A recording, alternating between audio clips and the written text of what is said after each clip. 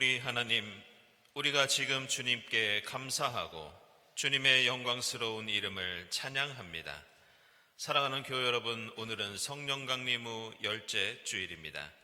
만물을 다스리시는 주님께 기뻐하며 경배와 찬양을 올려 드립시다.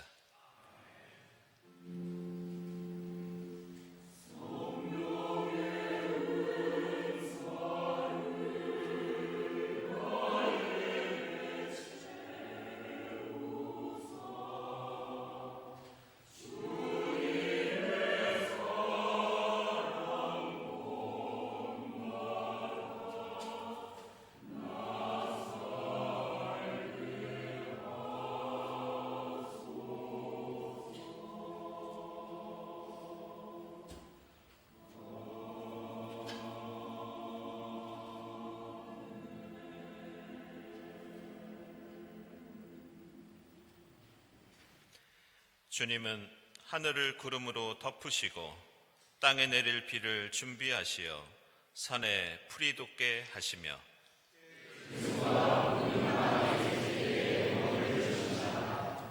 주님은 힘센 준말을 좋아하지 않으시고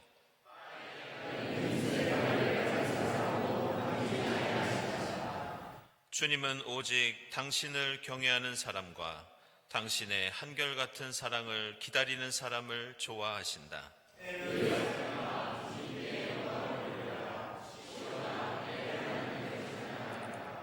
주님이 이 땅에 명령만 내리시면 그 말씀이 순식간에 퍼져 나간다.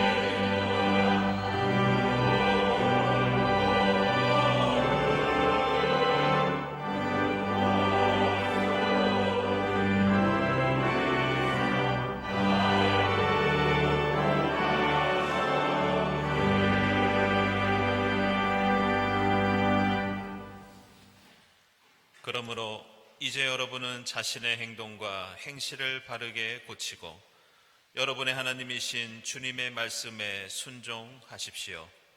우리의 회개를 기다리시는 주님께 우리 모든 죄를 고백합니다.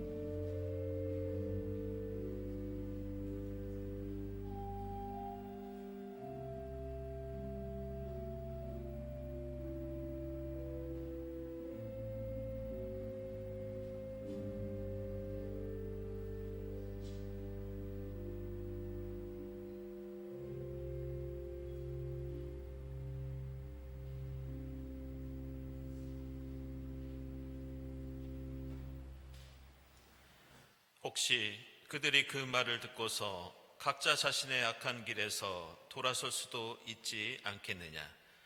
그러면 내가 그들의 악한 행실 때문에 그들에게 내리기로 작정한 재앙을 거둘 것이다. 이 말씀에 의지하여 우리 모든 죄가 용서받았음을 선언합니다. 아멘.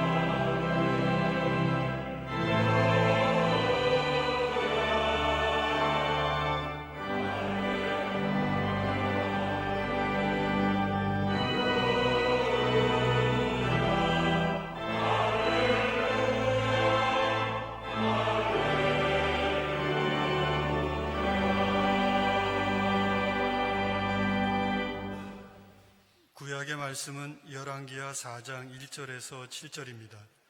예언자 수련생들의 아내 가운데서 남편을 잃은 어느 한 여인이 엘리사에게 부르짖으며 호소하였다.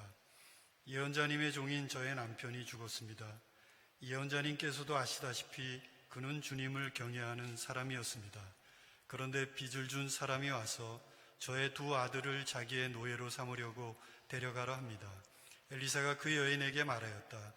내가 어떻게 하면 도움이 되겠는지 알려주시오. 집안에 무엇이 남아있어? 그 여인이 대답하였다. 집안에는 기름 한 병 말고는 아무것도 없습니다.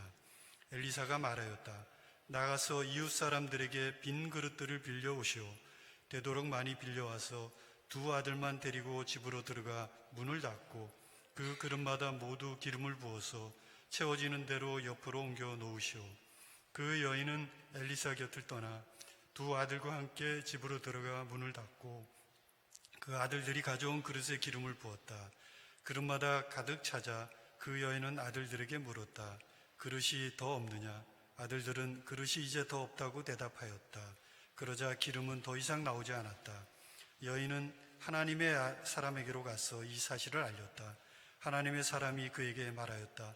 가서 그 기름을 팔아 빚을 갚고 그 그 나머지는 모자의 생활비로 쓰도록 하시오.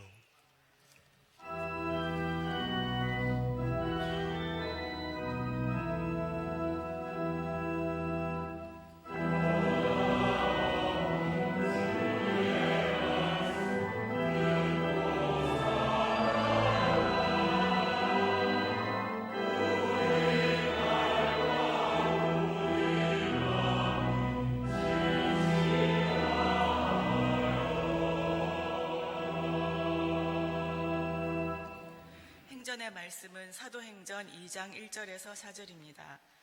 오순절이 되어서 그들은 모두 한 곳에 모여 있었다. 그때 갑자기 하늘에서 세찬 바람이 부는 듯한 소리가 나더니 그들이 앉아있는 온 집안을 가득 채웠다. 그리고 불길이 솟아오를 때 혓바닥처럼 갈라지는 것 같은 혀들이 그들에게 나타나더니 각 사람 위에 내려앉았다. 그들은 모두 성령으로 충만하게 되어서 성령이 시키시는 대로 각각 방언으로 말하기 시작하였다.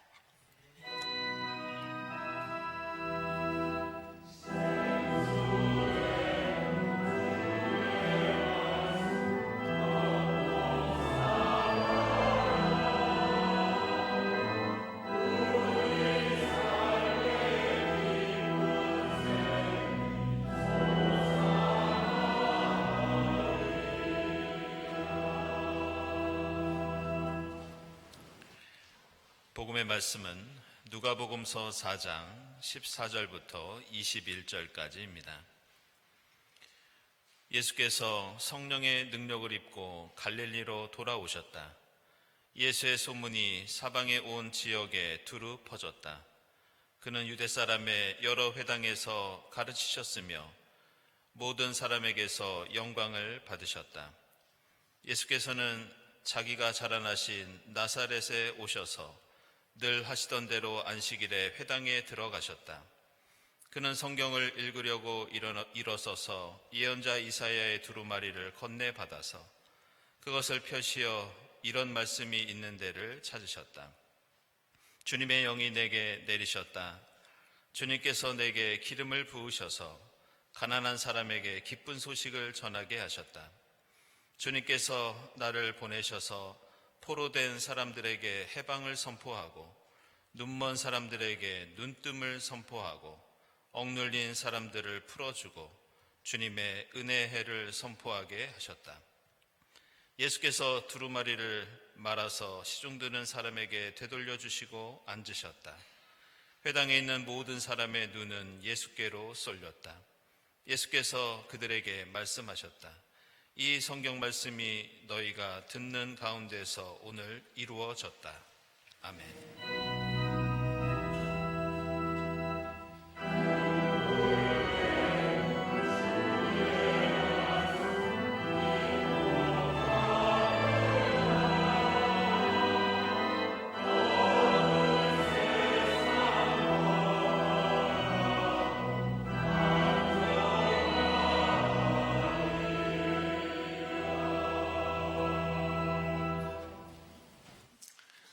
친교와 소식 시간입니다. 오늘은 성령 강림후 10번째 주일입니다. 이 자리에 함께 하신 교우들, 또 온라인으로 예배드리는 교우들 환영합니다.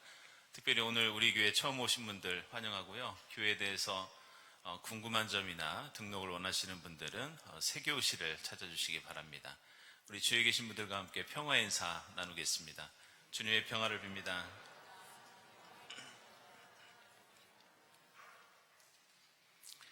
네, 교우 소식입니다. 네, 박창수 집사님, 김교훈 집사님, 지난 12일에 예쁜 아들을 얻으셨습니다. 축하드립니다. 그리고 이주원 권사님, 새로운 집으로 이사를 하셨습니다. 주님께서 함께 해주시기를 기원합니다. 기도의 모임 광고 주보 참고해 주시고요. 지금 현재 교회학교 여름 성경학교 수련회가 진행 중에 있습니다.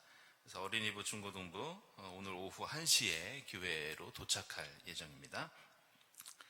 청년부 수련회 하나님께 향하는 길이라는 주제로 전라북도 완주군에서 8월 8일부터 11일까지 진행됩니다. 우리 청년들의 많은 관심과 참여를 부탁드립니다. 그리고 계속 광고드린 대로 오늘 2부 예배 후에는 상반기 결산 재직회가 있겠습니다. 오늘 재직회에서는 특별히 저희가 교회 공간 그리고 영선과 관련해서 시설관리위원회에서 단기, 중기, 장기 이런 마스터 플랜을 좀 짰습니다. 그래서 교우들에게 설명드리고 또 의견을 듣는 그런 시간을 갖도록 하겠습니다. 여러분들 많은 참여 부탁드립니다. 네, 문화예술위원회 독서 모임 8월 18일 오후부터 시작됩니다. 함께 책을 읽는 모임인데요. 최근에 우리 교회에 이 문화예술 쪽 관련된 분들이 등록도 하시고 또 많은 접촉도 하시고 여러 가지 활동도 하고 계십니다. 그래서 함께 우리 교우뿐만이 아니라 외부 분들도 함께 모여서 함께 독서 모임을 통해서 우리가 그리스도인으로서 어떻게 이 예술을 우리의 또 신앙생활에 교회 공동체에 적용하고 나눌 수 있는지 함께 이야기하고 또 친교하는 시간입니다. 관심 있는 분들 다 참여할 수 있겠습니다. 우리 김민 목사님께 신청해 주시기 바랍니다. 그리고 8월 25일에는 문화예술위원회 주간 세미나가 있습니다. 우리 아트미션 회장이신 우리 양재열 선생님 모시고 마이 소울, 마이 포틀럭 파티 이런 주제로 세미나 하겠습니다. 그리고 경동예보 112호가 발간되었습니다. 원고 보내주신 교우 여러분들께 감사드리고 특별히 회보위원회가 보이지 않는 곳에서 아주 오랫동안 고생하면서 이 회보를 만드셨습니다. 특별히 감사드립니다.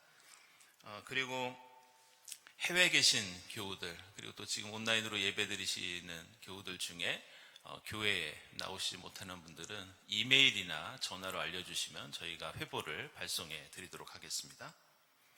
2부 성가대 수련회 8월 2일부터 4일까지 이천에서 있겠습니다. 그리고 저희 성지순례 그동안 참가자를 모집했는데요. 다행히 20여 분이 신청을 해주셔서 성지순례를 갈 수 있게 됐습니다. 그래서 여행사에서 2주 동안 좀 빨리 이것을 신청해달라고 요청했던 것은 요즘 교회들마다 성지순례를 너무 많이 가서 우리 교회가 참여할 수 있는지 없는지 최소 인원을 확인하려고 그랬던 거고요. 오늘부터는 혹시 관심 있는 분들은 목회자들이나 사무실에 문의해 주시면 저희가 추가로 그렇게 참여하실 수 있도록 준비하도록 하겠습니다. 다음 주일 예배위원 감사드리고 감사헌금, 선한 이웃헌금, 특별 목적헌금 하나님께 드립니다. 함께 기도드리겠습니다.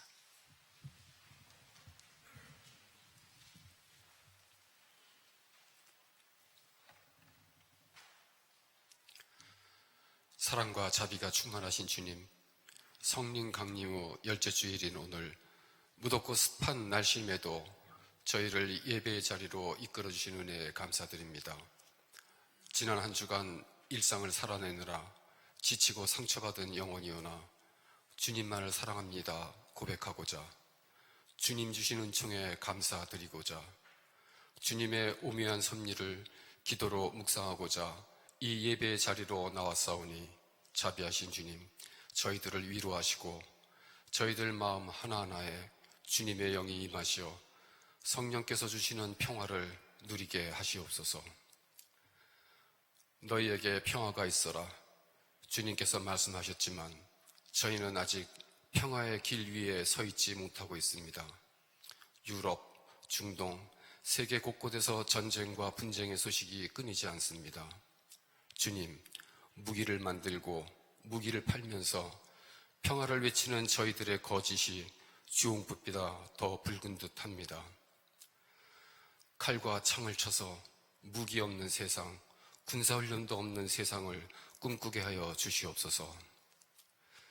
대한민국의 지도자들을 위해 기도합니다. 정치적 욕망을 위하여 혐오와 차별, 증오와 갈등을 부추기지 마시게 하시옵소서.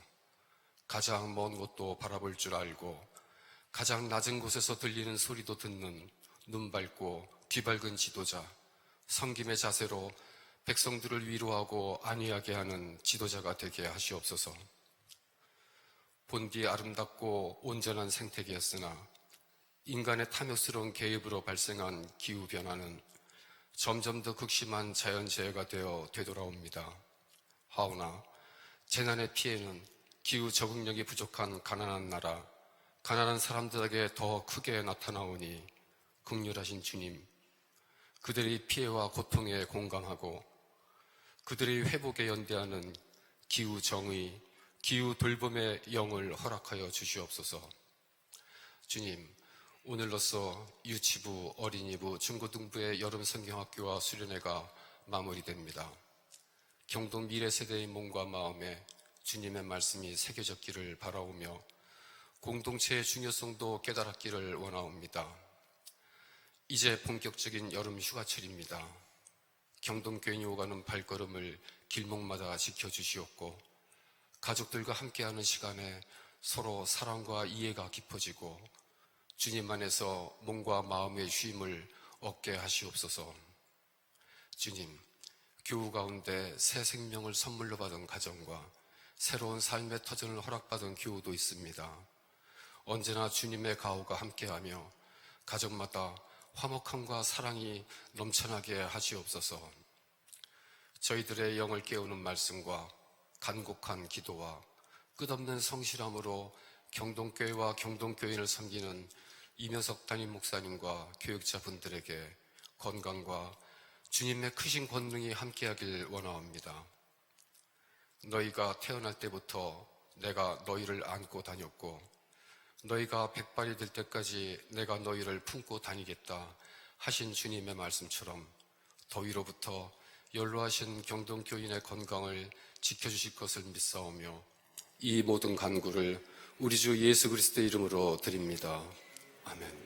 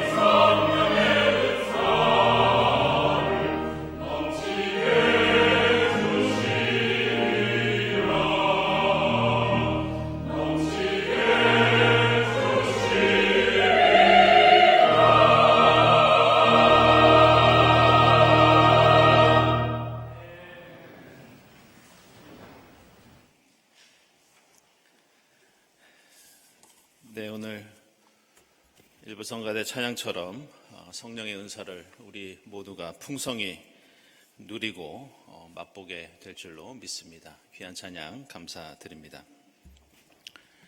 오늘 성령 강림절 10번째 주일을 맞이해서 함께 읽은 말씀 속에는 그리스도인이 반드시 생각해야 할 중요한 신앙의 원리가 담겨 있습니다.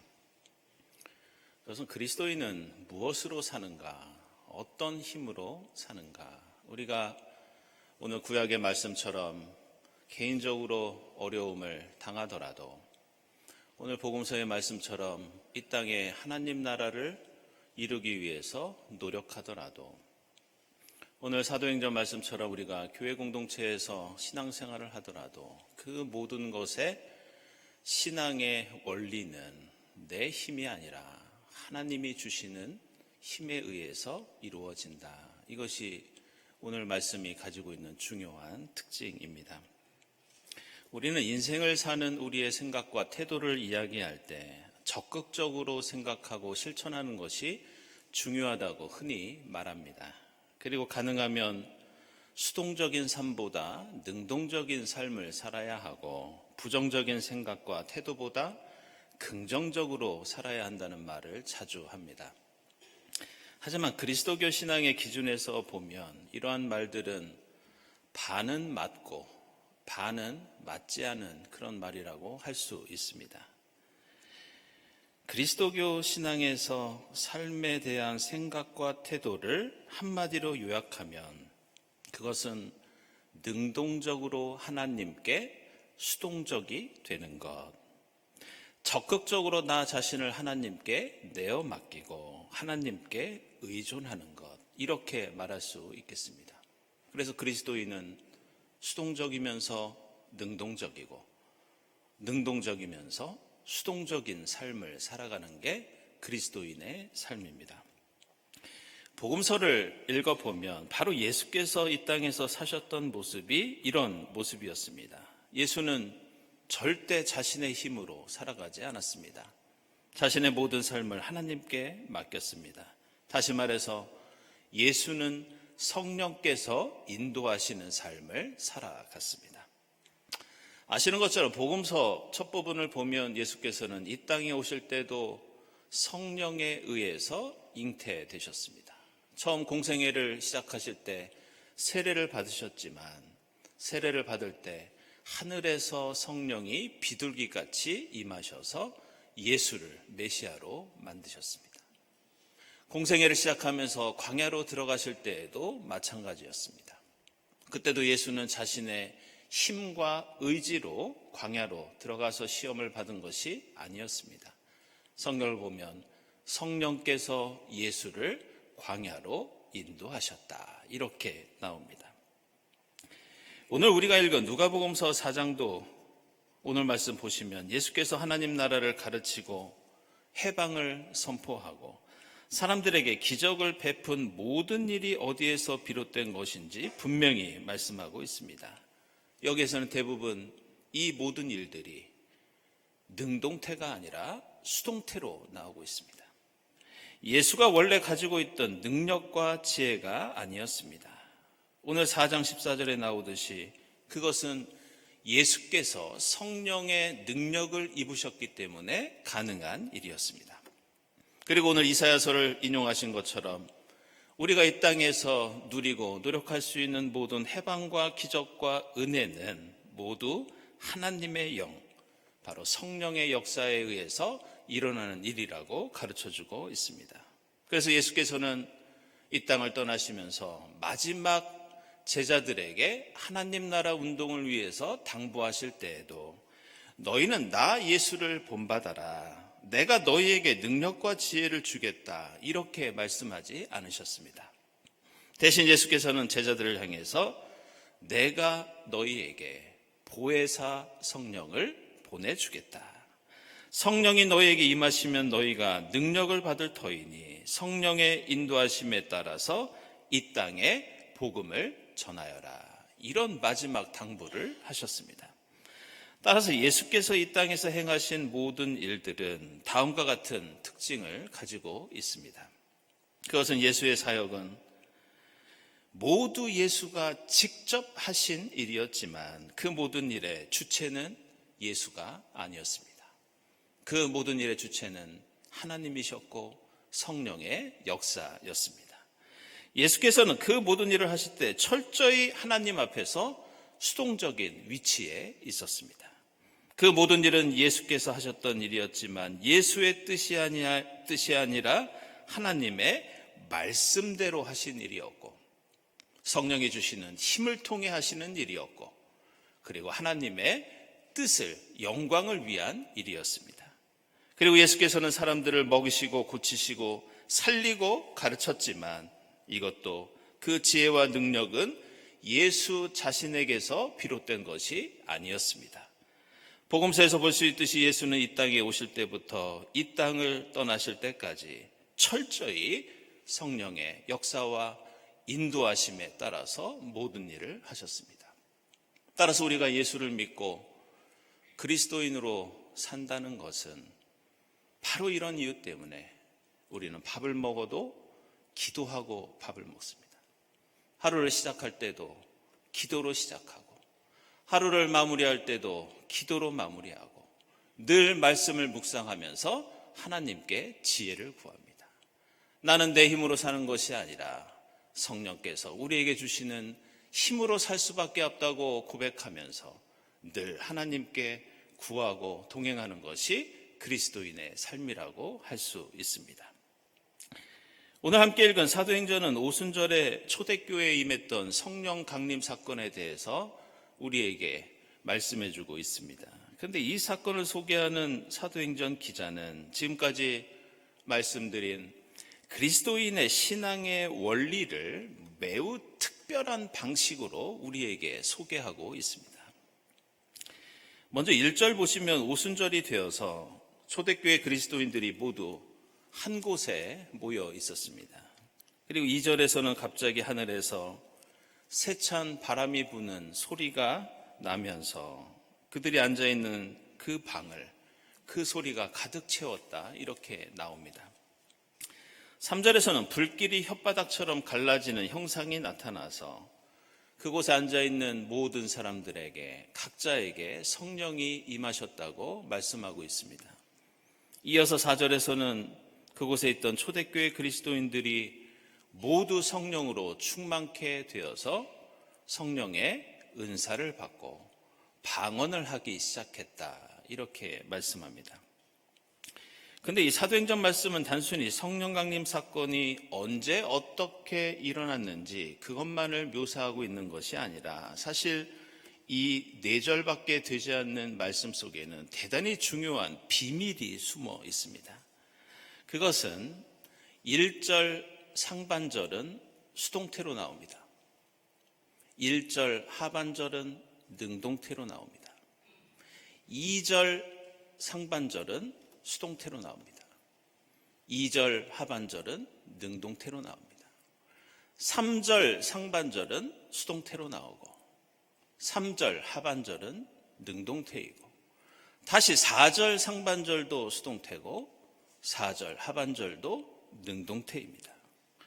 이것은 사도행전 기자가 이 성령 강림 사건을 우리에게 소개하면서 매우 의도적으로 성령이 역사하시는 것, 교회가 시작되는 것, 그리고 그리스도인의 신앙의 원리가 무엇인지 우리에게 가르쳐주고자 하는 의도가 있습니다.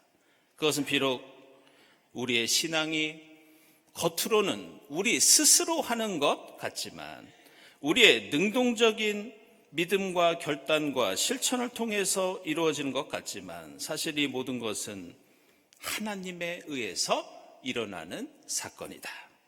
성령의 역사에 의해서만 가능한 일이다. 이것을 오늘 사도행전 기자는 우리에게 가르쳐주고 있습니다. 그래서 오늘 사도행전 말씀의 1절부터 4절까지 보면 각 절의 상반절에는 하나님께서 일으키신 초자연적인 현상이 나오고 하반절에서는 그 현상에 의해서 인간에게 어떤 영향을 끼치고 어떤 변화가 일어났는지 말씀하고 있습니다. 2장 1절 상반절은 오순절이 되어서 이렇게 나오지만 이 부분을 헬라어 원문대로 직역하면 오순절에 날들이 하나님에 의해서 가득 채워졌을 때, 바로 이런 뜻입니다. 다시 말하면 하나님께서 오순절의 날들이 가득 채워지도록 하셨을 때 비로소 사람들이 모이고 성령의 임하심을 체험했다는 그런 뜻입니다. 그리고 2절, 3절, 4절의 상반절에서도 하늘에서 세찬 바람소리가 나고 성령이 혀 모양의 불길로 나타나고 사람들이 성령의 강력한 임하심을 경험합니다. 그런데 이 모든 일은 인간이 바랐던 것도 아니었고 기대했던 것도 아니었고 이 일에 인간이 조금이라도 개입했던 일이 아니었습니다. 성령 강림 사건에서 인간은 철저히 수동적인 존재였고 이 모든 일은 하나님께서 주체가 되는 사건이었습니다. 그러나 이렇게 성령이 임하셨을 때 그때 비로소 인간은 능동적인 존재가 됩니다. 그들은 함께 모이고 성령을 체험하고 성령의 은사를 통해서 비로소 그리스도인이 되고 이 땅에 하나님 나라를 이루게 되는 힘과 지혜를 얻게 됩니다. 그리고 이러한 특징은 창세기부터 요한계시록까지 성경이 처음부터 끝까지 우리에게 가르쳐주는 우리 그리스도인의 신앙의 원리입니다. 요한복음서 19장 30절을 보면 예수 그리스도께서는 십자가에서 죽으시고 고난당하시는 그런 장면이 나옵니다. 그런데 이때 십자가 죽음으로 하나님의 구원을 이루실 때 예수께서 마지막으로 하셨던 외침과 말씀이 있으셨습니다. 다 이루었다. 그런데 우리는 예수께서 다 이루었다고 하셨을 때 이 말을 예수 자신이 무엇인가를 이루었다고 오해할 수 있습니다. 그러나 결코 그렇지 않습니다. 예수께서 다 이루었다고 하셨을 때 이 말은 헬라어로 테텔레스타이라고 하는데 이것은 능동태가 아니라 3인칭 수동태입니다. 그래서 번역하면 내가 이루었다가 아니라 하나님께서 이루게 하셨다. 내가 십자가에서 죽고 내가 고난당하고 내가 피를 흘리고 내가 땀을 흘리고 있지만 이것은 내가 이루는 것이 아니라 하나님께서 이루게 하시는 것이다. 이것이 바로 예수 그리스도의 십자가 위에서의 고백이었습니다. 이것은 부활도 마찬가지입니다. 우리는 예수께서 부활하셨다고 하는 복음서의 말씀을 보면서 이렇게 생각합니다. 십자가에서 죽으신 예수가 3일 만에 죽은 자 가운데서 스스로 일어나셔서 부활하셨다고 생각하지만 이건 역시 결코 그렇지 않습니다. 복음서에 나오는 예수의 부활에 관한 모든 표현은 모두 다 수동태로 나옵니다.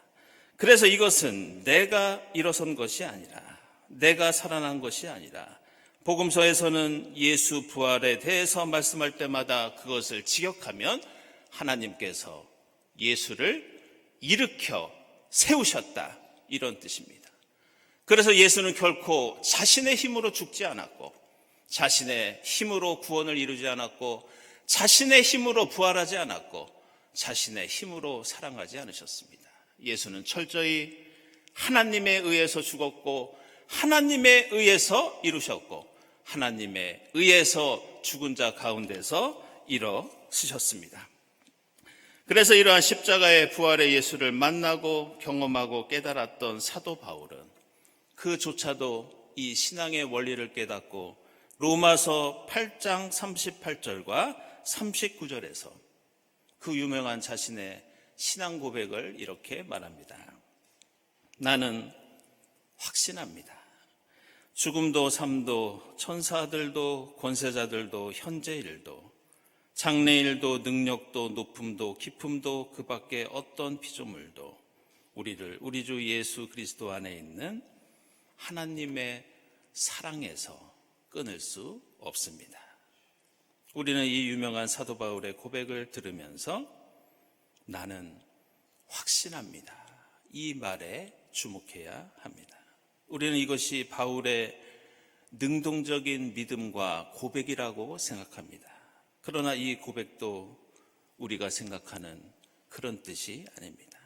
나는 확신합니다 이렇게 번역되었지만 이것을 헬라어로 번역하면 나는 하나님께 설득당했습니다. 이것도 역시 능동태가 아니라 수동태입니다. 따라서 우리는 오늘 말씀을 묵상하면서 우리의 삶과 신앙의 방식에 대해서 다시 한번 생각해 봐야 합니다. 우리가 살고 죽는 것, 우리가 이 땅을 살면서 무엇인가를 이루는 것, 우리가 인생길을 걸어가면서 얻는 모든 힘과 지혜, 우리가 그리스도인이라면 이러한 삶의 주체는 내가 아니라 오직 하나님 뿐이십니다.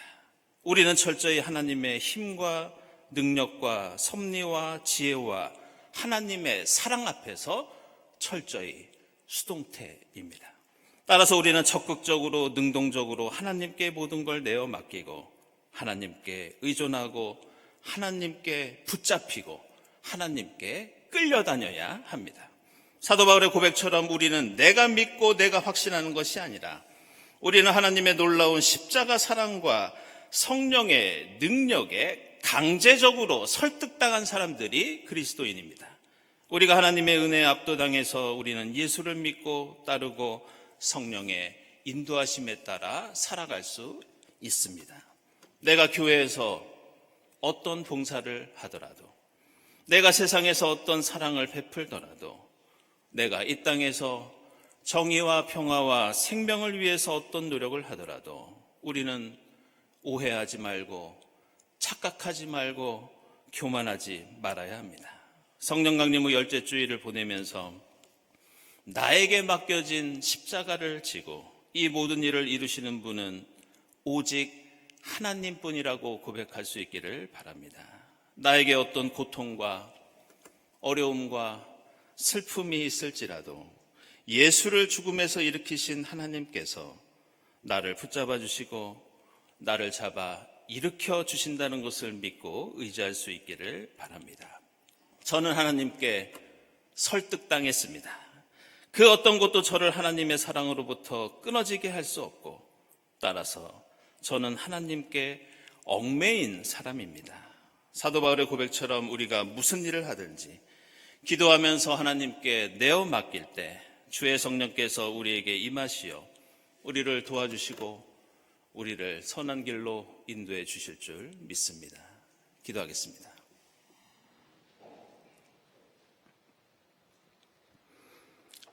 하나님 감사합니다. 보혜사 성령을 저희에게 보내주시어 성령이 이끄시는 삶을 살아가게 하시니 감사합니다. 저희가 십자가 질 때 하나님 저희에게 힘을 주시고 슬픔과 고통과 어려움 가운데 있을 때 예수를 일으키신 것처럼 저희를 붙잡아 일으켜 주시옵소서. 우리가 이 땅에서 무엇을 하든지 저희의 모든 것을 온전히 주님께 맡기고 의지하는 그리스도인의 삶이 되게 하옵소서. 예수 그리스도의 이름으로 기도드리옵나이다. 아멘.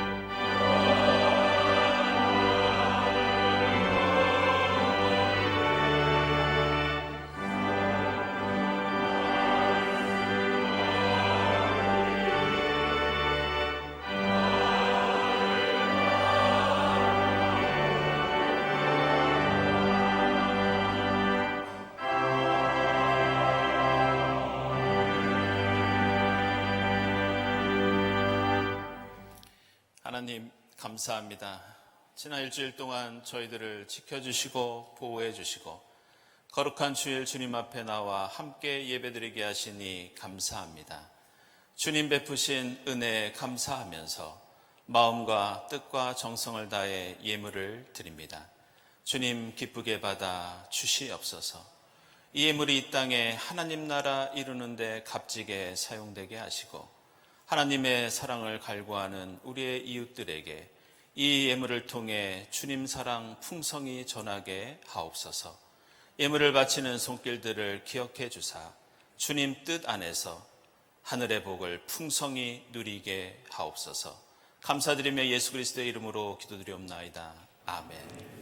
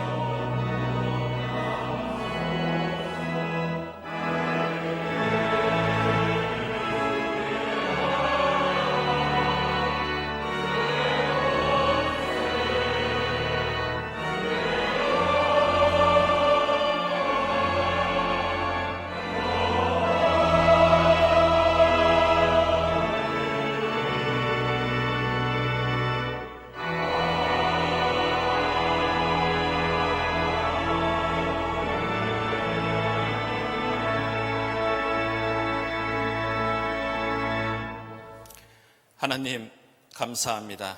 주의 성령을 저희에게 보내주시어 저희로 성령이 이끄시는 삶을 살아가게 하시니 감사합니다.